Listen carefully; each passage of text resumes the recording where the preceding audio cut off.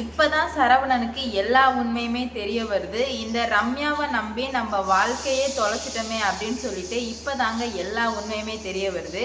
தெரிய வந்ததுமே நம்ம சரவணன் என்ன பண்றாருன்னா, இதுக்கு மேல வந்து இந்த ரம்யா இந்த வீட்டுல இருந்தா வீட்டை மொத்தமும் வந்து ஒழிச்சு கட்டிடுவா, எப்படியாச்சும் வந்து இவளை வீட்டை விட்டே அனுப்பி ஆகணும் அப்படின்னு சொல்லிட்டு இப்ப சரவணன் ஓங்கி ரம்யாவை அடிச்சு இந்த வீட்டை விட்டே வெளியே போடி அப்படின்ற மாதிரி சொல்றாருங்க.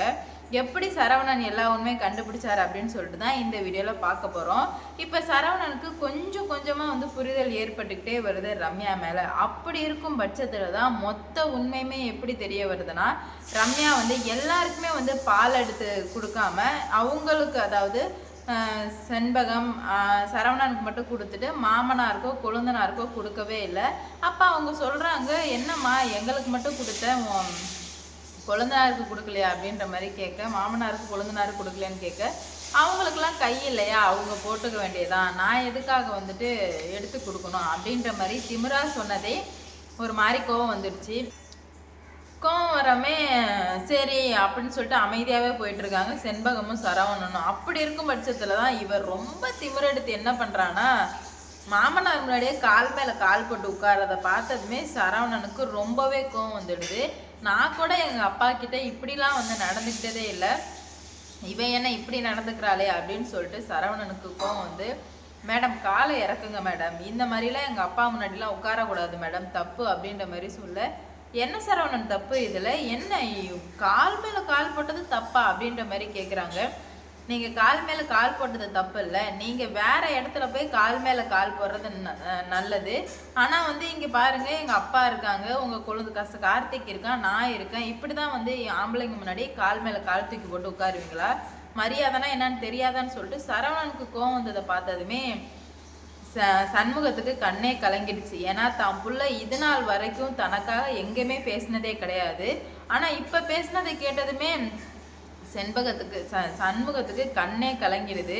உடனே வந்து இல்லைப்பா பரவாயில்ல இருக்கட்டும் அப்படின்ற மாதிரி அவர் சொல்கிறாரு. நீங்கள் சும்மா இருங்கப்பா, நானும் பார்த்துக்கிட்டே இருக்கேன், ரொம்பவே வந்து ஓவராக போயிட்டே இருக்காங்க, உன்னை கடத்தினப்பவே நான் எதனா பண்ணியிருக்கணும், ஆனால் இப்போ சரி கல்யாணத்துக்காக கடத்தினாங்கன்னு சொல்லிட்டு விட்டுடலாம், ஆனால் இப்போ என்ன உங்கள் முன்னாடியே கால் மேலே கால் போட்டு வச்சுருக்கதெல்லாம் ரொம்ப தப்புப்பா அப்படின்ற மாதிரி சொல்லவுமே அவர் என்ன பண்ணுறாருன்னா, ரம்யாவுக்கு கோவம் வந்துடுது. என்ன சரவணன், உங்கள் அப்பா கட்சி பக்கம் மாறுறீங்க போல் அப்படின்ற மாதிரி கேட்க, இல்லை மேடம் நான் அப்பா கட்சி பக்கம் மாறல, உங்கள் கட்சி பக்கம் மாறல, நான் நடுவில் நின்று பேசிகிட்டு இருக்கேன் அப்படின்னு சொல்லவுமே செண்பகம் சொல்கிறாங்க, ஆமாம்மா உன் புருஷன் சொல்கிறது கரெக்டு தான், இப்படி மாமனார் முன்னாடிலாம் காலை போட்டு உட்காரக்கூடாது அப்படின்ற மாதிரி சொல்ல, வாயமுடி கிளவி, நீலாம் எதுவும் பேசவே பேசாத, என்ன எல்லாம் கொந்தளிக்கிறீங்க அப்படின்ற மாதிரி அவங்க அம்மாவை எழுத்து பேசினதுமே சரவணனுக்கும் வந்து சொல்லிக்கிட்டே இருக்க, இப்படிதான் மரியாதை இல்லாமல் பேசுவியா அப்படின்னு சொல்லிட்டு அடிச்சாங்க பாருங்க ஒரு அடி.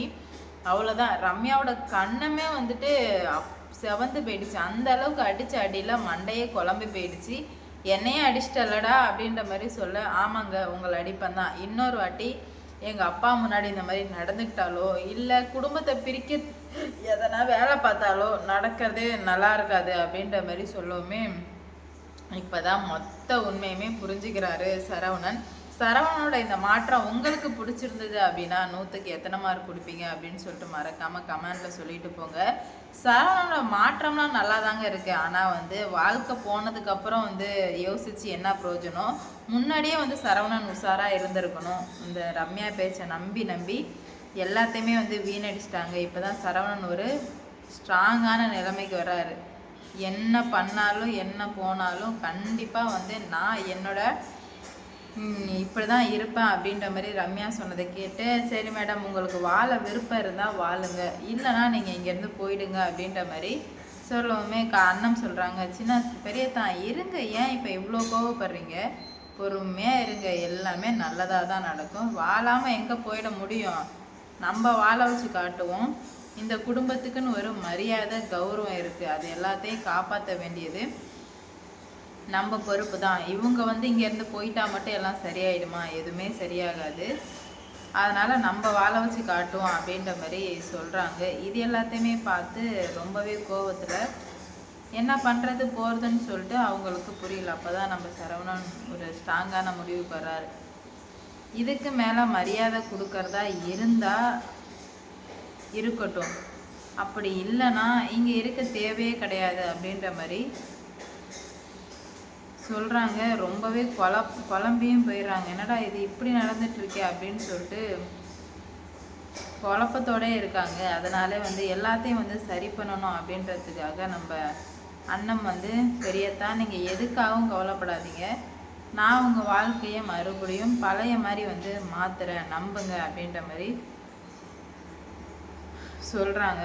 ஒரு வாட்டி எவ்வளோ பிரச்சனை வரும்போதெல்லாம் அண்ணன் சொல்லியிருக்கு. ஆனால் வந்து நாங்கள் கேட்காதது எங்கள் தப்பு தான். ஆனால் இப்போ நல்லாவே நாங்கள் வந்து புரிஞ்சுக்கிட்டோம். இதுக்கு மேலே எந்த தப்பும் நடக்காத மாதிரி நான் பார்த்துக்கிறேன் அப்படின்ற மாதிரி சொல்லவுமே ரம்யாவுக்கு, ஓ நீங்கள் எல்லாருமே ஒன்று சேர்ந்துட்டீங்களா, ஒன்றும் பிரச்சனை இல்லை, நீங்கள் எல்லோரும் ஒன்று சேர்ந்தாலும் என்னால் உங்களோட குடும்பத்தோட நிம்மதியை கண்டிப்பாக வந்து கலைக்க முடியும் அப்படின்ற மாதிரி சொல்கிறாங்க. ரஞ்சித்தை அடித்த நந்தினி. ஆனால் வந்து செண்பகம் ரொம்ப வருத்தப்படுறாங்க. நான் ரொம்ப பெரிய தப்பு பண்ணிட்டேன், என் பிள்ளையோட வாழ்க்கையை வந்து இப்படி அடகு வச்சுட்டேனே அப்படின்னு சொல்லிட்டு ரொம்ப ரொம்ப வருத்தப்பட்டுட்டு இருக்காங்க. என்ன நடக்க போகுது, ஏது நடக்க போகுது அப்படின்னு சொல்லிட்டு வெயிட் பண்ணி பார்ப்போம். ஒரு விஷயமா வந்து நடக்கிறது எதுவுமே வந்து சரியில்லை அப்படின்ற மாதிரி நல்லாவே அவங்களுக்கு தோணுருக்கு. ஆனால் இதுக்கு மேலே ரம்யா சரவணன் கூட வாழ்ந்தால் மட்டும்தான் வந்து வாழ்க்கை, அப்படி இல்லைன்னா வாழ்க்கையே நாசமாக போயிடும்னு நல்லாவே தெரியும். அதனால் ரம்யா ஒரு வாட்டியுமே வந்துட்டு சரவணனை பழி வாங்கலாம், சரவணன் தானே இவ்வளோ பண்ணது, சரவணனை சும்மாவே விடக்கூடாது, சரவணனை பழி வாங்கியே தீரணும் அப்படின்ட்டு ரொம்பவே வந்து கர்வம் கட்டிட்டு நிற்கிறாங்க. அவங்க நினச்ச மாதிரி நடக்க போகுதா, இல்லை நம்ம அண்ணன் நினச்ச மாதிரி நடக்க போகுதா, இல்லை வேறு மாதிரி எதனா நடக்க போகுதா அப்படின்னு சொல்லிட்டு வெயிட் பண்ணி பார்க்கலாம். செண்பகம் இன்னொரு முடிவும் தெளிவாக எடுக்கிறாங்க. என்ன அப்படின்னு பார்த்தீங்கன்னா, பிரச்சனைகள்லாம் வந்து இந்த வீட்டில் நிறைய நடந்துக்கிட்டு தான் இருக்கும். ஆனால் குடும்பத்தோட மானம் போகிற மாதிரி எதுவுமே நடந்ததே இல்லை. இவ பண்ணுறதை பார்த்தா குடும்பத்தோட மானமே போயிடும் போலையே.